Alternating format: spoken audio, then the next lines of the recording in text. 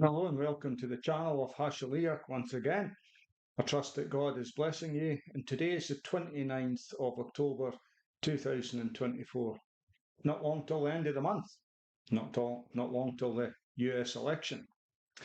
Okay, I want to take you through a story from 2 Samuel 7, and it helps to illustrate how even the best of us can get it wrong, even when we're thinking something is good.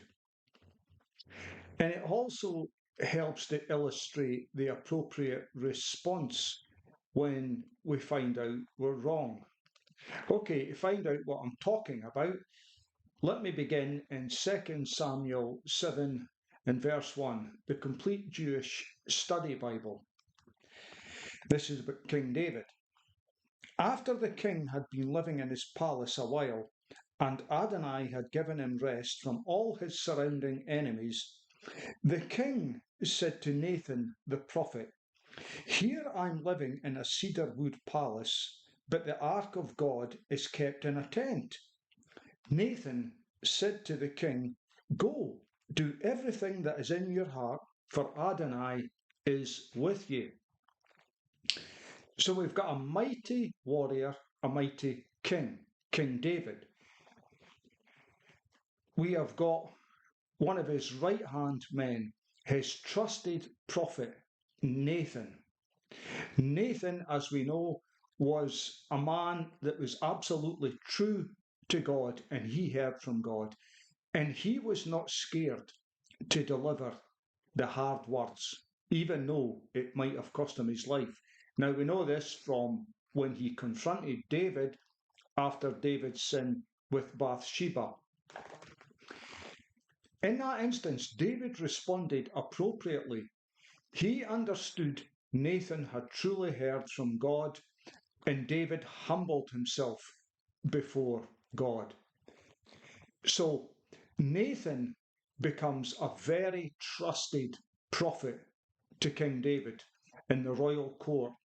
David trusts this man implicitly. And here, the king speaks to Nathan the prophet.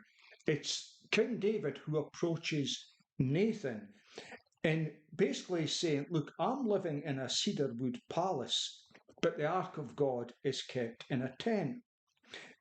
Nathan responds to him. Nathan knows that David is a mighty man of God.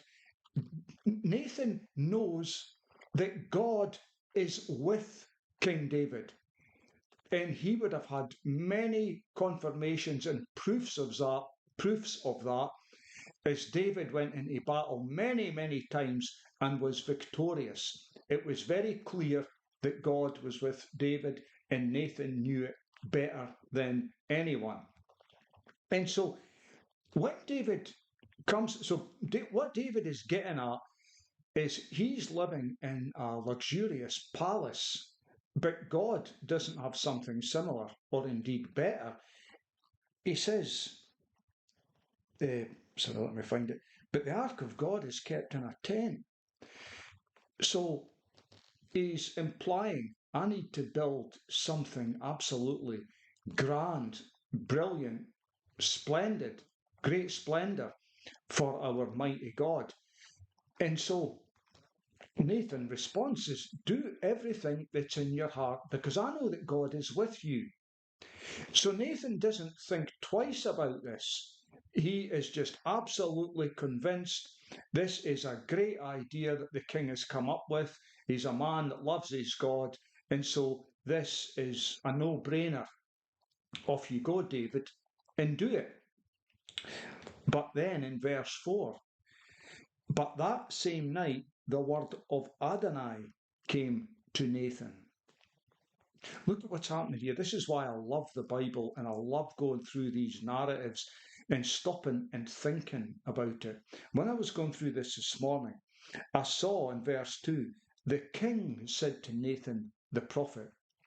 The earthly king spoke to Nathan the prophet.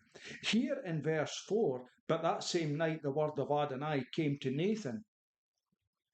The heavenly king now speaks to Nathan. And what does he say?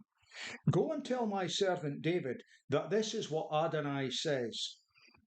You're going to build me a house to live in?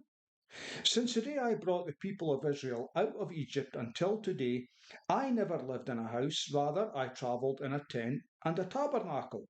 Everywhere I travelled with all the people of Israel, did I ever speak a word to any of the tribes of Israel, whom I ordered to shepherd my people Israel, asking, why haven't you built me a cedar wood house? Therefore say this to my servant David, that this is what Adonai Zvaot says. I took you from the sheepyards, from following the sheep, to make you chief over my people, over Israel. I have been with you wherever you went. I have destroyed all your enemies ahead of you, and I am making your reputation great, like the reputations of the greatest people on earth. I will assign a place to my people Israel. I will plant them there so that they can live in their own place without being disturbed any more. The wicked will no longer oppress them as they did at the beginning, and as they did from the time I ordered judges to be over my people Israel. Instead, I will give you rest from all your enemies. So Nathan's told to go back to David and said, these are all the great things God's going to do for you and for the people Israel. I'm going to make your reputation one of the greatest on the face of the earth. I'm going to give peace to my people. And I'm going to give you rest from all your enemies. So this is a great word going back to David. Moreover, Adonai tells you that Adonai will make you a house. You're not going to make Adonai a house. Adonai is going to make you a house. When your days come to an end and you sleep with your ancestors, I will establish one of your descendants to succeed you, one of your own flesh and blood. This is going to be Solomon, and I will set up his rulership. He will build a house for my name, and I will establish his royal throne forever. So God's going to do great things for David, but David is not going to build a house for God. And to really get a clearer understanding of why this is the case, let me read to you in David's own words in 1 Chronicles 28, starting verse 2. Then David the king rose to his feet and said, my kinsmen and my people, listen to me. I set my heart on building a house where the ark for the covenant of Adonai could remain at rest. It would have been God's footstool, and I prepared to build it. This would have been on the back of Nathan saying to him, go and do everything that's in your heart. He's got the go-ahead from his trusted prophet. Go and do everything that's in your heart. So off he goes to build this house. Verse 3. But God said to me, you are not to build a house for my name, because you are a man of war. You have shed blood. There's blood on your hands. There's blood on your hands. And so therefore, I am not allowing you to build this house. Now, it might seem strange. When you think about it, God was with David. God led David into many of these battles. God gave him the victory. David certainly got blood in his hands, but God led him into these battles, and that's how David got blood in his hands. Nevertheless, sometimes we don't understand the way God works. We can't figure out everything about God because we're mere humans. God had decided that even though he had made David a mighty warrior, he had led him into battle, because of the blood in his hands, he was not getting the task of building the temple. That was going to go to his son Solomon. So try and think, when we go through scripture, when we're reading through the various narratives. There is so much that we can get from this. And what I got this morning from this was obviously a great king and a great prophet, Nathan. They both trusted each other, they both understood each other. David knew this man was not scared to bring the hard word to him. But also think about when Nathan says to him, go and do all that's in your heart, then God comes to him and says to him, no, go back and tell him the opposite. Again, that takes courage because David's running off thinking, right, okay, I've got the approval, I'm going to build this house. And then Nathan has to go back to him and say, I'm sorry, King David, but you're not going to be able to do that. It's not for you to go and build this house. That could have angered David greatly. That could have maybe got David thinking, is this guy really a prophet of God? Because he gave me his approval. He said, yeah, go and do it. And now he's changed his mind. David was mature, and so was Nathan. They understood that they were human. Nathan misread the situation. He knew David was a mighty king, mighty warrior, and he knew God was with him. So Nathan automatically responded when David says, I'm going to do this great task, which is a great idea. Let's build a magnificent temple, a great house for our God. No brainer. Off you go, David. God is with you. Do all that's in your heart. But then, after the earthly king had spoken to Nathan, the heavenly king comes to Nathan, and Nathan immediately knows, oops, I've made a bit of a mistake here. I've run ahead of myself. Nathan's a great prophet. He's a human being. And he understood he had acted presumptuously. So he listens to the heavenly king, stands in his council, goes back and delivers the message to King David. And David responds appropriately.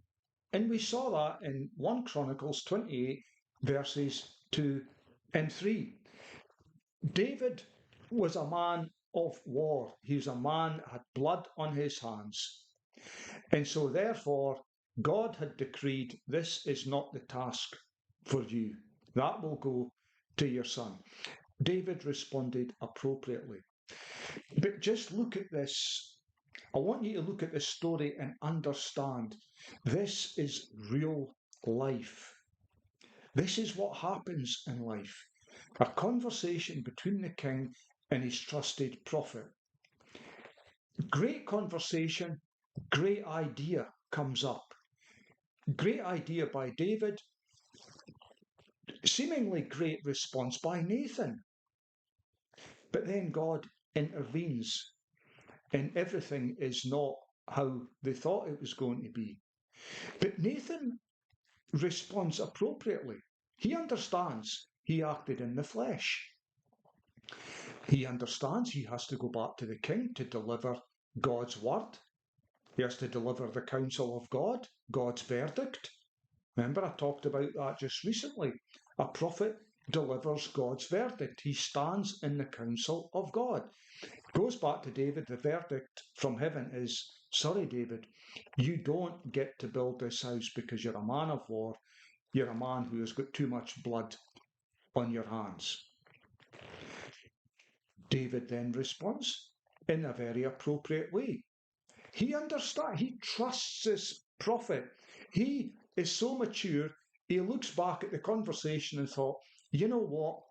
It was a great idea, and it is a great idea, and it will be fulfilled.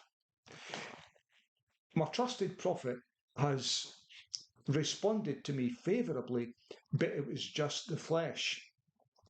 I've now received a verdict from God, and therefore that's it.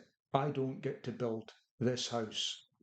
My son is going to get that privilege.